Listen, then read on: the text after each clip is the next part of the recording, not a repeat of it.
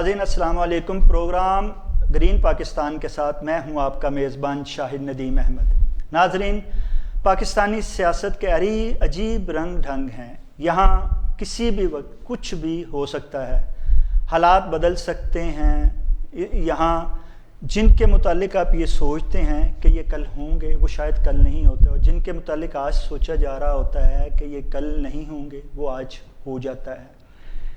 ابھی کل ہی کی بات ہے کہ یہاں پہ تحریک انصاف قیادت جو ہے اس کا ایک بیانیہ جو ہے وہ بہت پاپولر ہو کے عوام کے ذہنوں میں اتر گیا. وہ بیانیہ کیا تھا کہ سابقہ قیادت چور ہے، ڈاکو ہے، بددیانت ہے.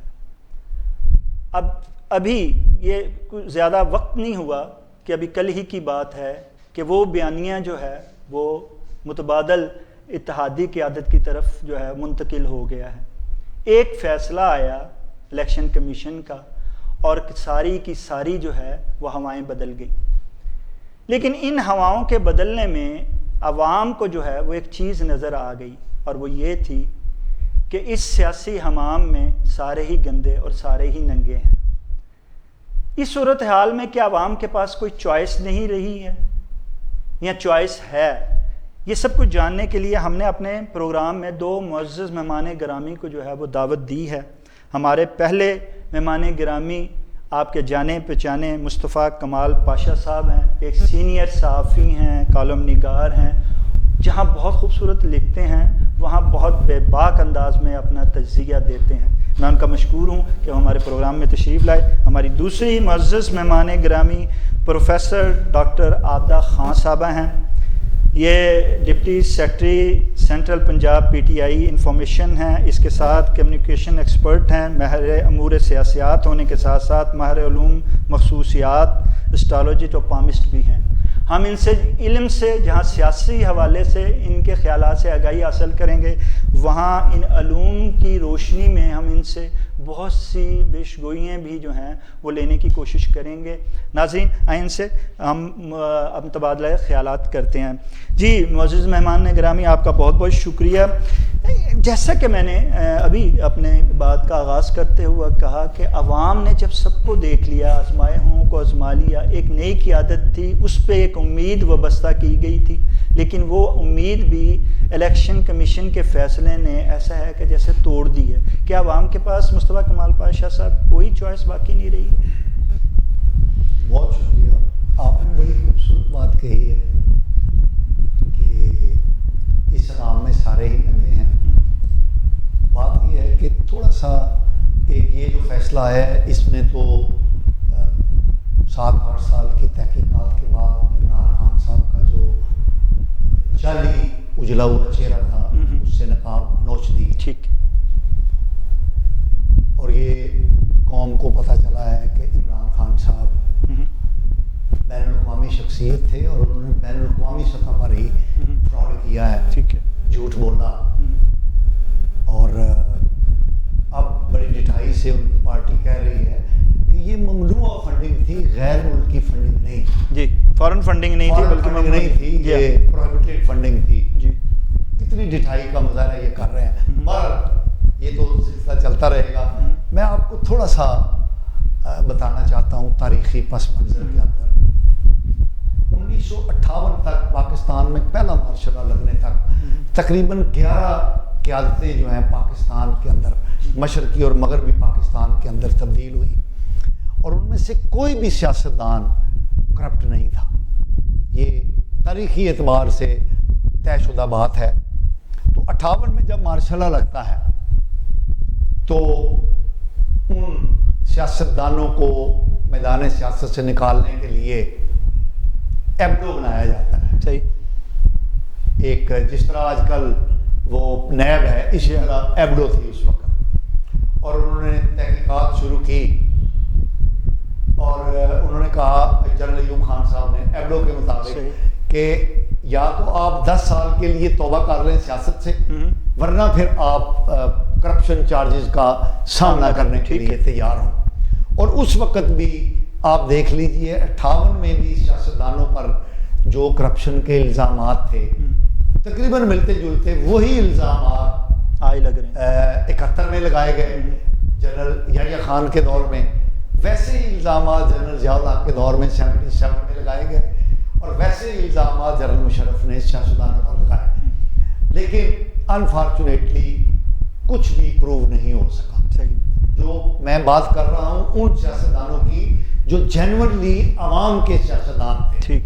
58 کے بعد جو سیاستدان پاکستان کے سیاسی منظر پر ابھرے، 3 بڑے سیاستدان سیاسی خانوادے ابھرے 58 کے مارشل لاء کے بعد۔ جنرل ایوب خان اور جنرل سکندر مرزا کے زیر سایہ جو ایک بہت بڑا سیاستدان پاکستان نے پیدا کیا وہ ذوالفقار علی بھٹو تھے۔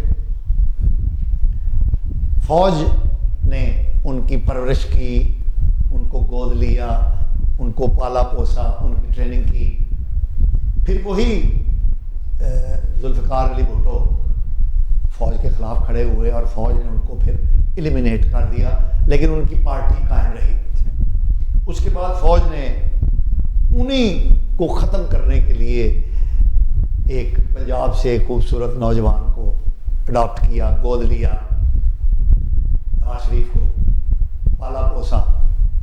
پھر الٹیمیٹلی وہی نوجوان جو ہے وہ اسٹیبلشمنٹ کے خلاف ہوا، فوج کے خلاف ہوا، اور پھر فوج نے اس کو ایلیمینیٹ کیا۔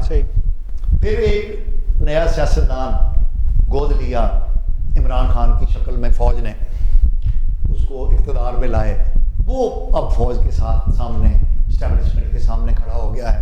تو یہ ایک تسلسل کے ساتھ ہم 65-70 سال سے 1958 سے یہی کام کر رہے ہیں، اور ہم سیاستدان کو پیدا کرتے ہیں ایک کو گرانے کے لیے، دوسرے کو بڑھانے کے لیے، اور الٹیمیٹلی ہم پھر اس کو گندا کر کے تو سیاست کے کوڑا دان کے اندر عوام کے پاس چوائس۔ میں اسی طرف آ رہا ہوں۔ عمران خان صاحب کے ساتھ بھی یہی کچھ ہوا۔ اس کا مطلب یہ نہیں کہ سارا جھوٹ ہے۔ ٹھیک۔ نواز شریف صاحب کے ساتھ جو کچھ ہوا اس کا مطلب یہ نہیں کہ وہ 100% جھوٹ ہے۔ ان کو جس مسئلے میں سزا دی گئی ممکن ہے وہ درست نہ ہو، لیکن پیسہ بنانا، کرپشن کرنا وہ انہوں نے کی ہے۔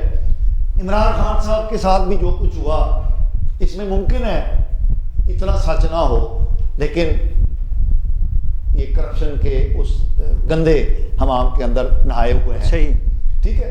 اب آپ نے عوام کی بات کی، تو بات یہ ہے کہ عوام کے لیے تو عوام کی چوائس موجود ہی نہیں ہے، اور یہ 1958 سے ایسا ہو رہا ہے کہ عوامی قیادت کو ابھرنے نہیں دیا جاتا۔ اچھا ڈاکٹر صاحب، مصطفیٰ صاحب کہتے ہیں کہ عوام کے پاس جو ہے وہ چوائس نہ پہلے تھی، نہ آج ہے، اور نہ ہی شاید کل ہوگی، کیونکہ عوام کی چوائس کو مد نظر رکھ کے کبھی بھی قیادت ان کے سامنے نہیں لائی جاتی۔ کیا آپ سمجھتے ہیں کہ واقعی ایسا ہے کہ عوام کے پاس جو ہے وہ چوائس جو ہے وہ انہیں مسلط کی جاتی ہے، ایکچوئل وہ عوام کی چوائس نہیں ہوتی؟ ہاں، یہ کسی حد تک ہم یہ بات کہہ سکتے ہیں کہ مسلط کی جاتی ہے، عوام کی براہ راست وہ چوائس نہیں ہوتی، لیکن سم ٹائم وہی جو چوائس مسلط کی جاتی ہے عوام کی آواز بھی بن جاتی ہے۔ ٹھیک ہے۔ اگر عوام کی آواز نہیں بنتی تو اب تک یکے بعد دیگرے جتنے بھی یہ سیاستدان آئے انہوں نے کس طرح حکومت کی؟ ڈیفینیٹلی انہوں نے عوام کی مدد سے ہی حکومت کی ہے۔ ابھی دوسری جو ابھی بات ہو رہی تھی، جو معزز مہمان بات کر رہے تھے، عمران خان بھی اسی حمام کے وہ نکلے، لیکن نہیں، ممنوعہ فنڈنگ کیس اور فارن فنڈنگ کیس میں زمین آسمان کا فرق ہے۔ صحیح۔ یہاں سے ڈالر باہر جاتے ہیں پاکستان سے، جی، تو کسی کو اعتراض نہیں ہوتا، کوئی آبجیکشن ہی نہیں کرتا، لیکن اگر ممنوعہ فنڈنگ کیس میں باہر سے اگر پیسہ آتا ہے، جبکہ وہی پیسہ پارٹی کے اوپر لگا اور پارٹی فلرش ہوئی، پارٹی بڑی پھیلی پھولی، تو اس پہ ایک الیکشن کمیشن جو کہ بذات خود متنازع رہا ہے، وہ الیکشن کمیشن 8 سال کے بعد ایک دم سے ایک فیصلہ دے دیتا ہے کہ عمران خان بھی کرپشن میں ملوث ہے، جبکہ اس کے بارے میں کوئی خاص انویسٹیگیشن نہیں کی گئی۔ 8 سال کے بعد دے رہا ہے نا، 8 سال پہلے وہ کیوں خاموش رہا؟ ڈیفینیٹلی اس پہ کہیں نہ کہیں ڈیبیٹ بنتی ہے۔ اس وقت جب ایک دم سے ہمارے جو معاون خصوصی ہیں فاطمی صاحب، وہ جاتے ہیں امریکہ، ان کے امریکہ کے نائب وزیر خارجہ سے ملتے ہیں، ادھر وہ ملاقات کے لیے جاتے ہیں، ادھر فوری طور پہ پاکستان کی ہائی فائی جو ایک جنرل تھے ان کا جہاز آنن فانن حادثے کا شکار ہو جاتا ہے، اور साथ ही ममनुआ फंडिंग केस का फैसला आ जाता है। इनकी कड़ियां कहीं ना कहीं तो मिलती हैं ना, ये तो नहीं हो सकता कि इनकी कड़ियां ही ना मिलती हों, ये कड़ियां मिलती हैं। ये बात से बात बनती है और ये बात अब ज़ेरे बहस आएगी कि मुतनाज़ा इलेक्शन कमीशन ने ये फैसला किस तरह दिया। उसमें से जो अभी फंडिंग ममनुआ फंडिंग केस की बात हो रही है, तो उसमें फैसलाबाद का एक बेचारा आदमी भी है जिसकी कंपनी है, जिसको ममनुआ फंडिंग केस में डाला गया। उसने कल ये अनाउंस किया कि मैं जी फैसलाबाद में रजिस्टर्ड हूँ, मैं बाहर नहीं हूँ। फिर जिस तरह ये सारी एक बनाई गई है कि उसने बाहर से पैसा लिया, वो लोग कौन हैं? वो पाकिस्तानी लोग हैं जिनकी फॉरेनर्स मिसेज हैं, 5 मिसेज उनकी हैं, उनकी तरफ से ये पैसा आया है। और ये बाकायदा किसी की भी आपको देखिए, छोटी सी बात मैं बताती हूँ, ये पनामा लीक्स का जो केस था, 10 वॉल्यूम क्यों नहीं खोला गया? वो भी सियासतदान थे, ये भी सियासतदान है। उस पर 10 वॉल्यूम को किस मुआहदे के तहत नहीं खोला गया कि अगर वो खुलता है तो नवाज शरीफ को फांसी तक ले जा सकता है? वो तो किसी एग्रीमेंट के तहत आपने बंद कर दिया और ममनुआ फंडिंग केस पे आपने सारा फोकस कर दिया। क्यों? कि आप एक पार्टी को दीवार से लगाना चाहते हैं और ये निबिश्ता एक दीवार है कि वो पार्टी दीवार से नहीं लग सकती। वजह उसकी भी एक रीज़न है कि उसके अब रूट्स जो है ना वो पब्लिक तक चली गई हैं और वो अब जो पब्लिक है वो इस चीज़ को मानने के लिए तैयार नहीं है कि इमरान खान का जो नैरेटिव है वो गलत है। सिंपल सी बात है, रजीम चेंज की जो बात हुई है वो सिंपल सी बात नहीं थी। आप देखें, रजीम चेंज से पहले सिर्फ 3-3.5 साल के अंदर इमरान खान की गवर्नमेंट कहाँ पे फ्लरिश कर रही थी।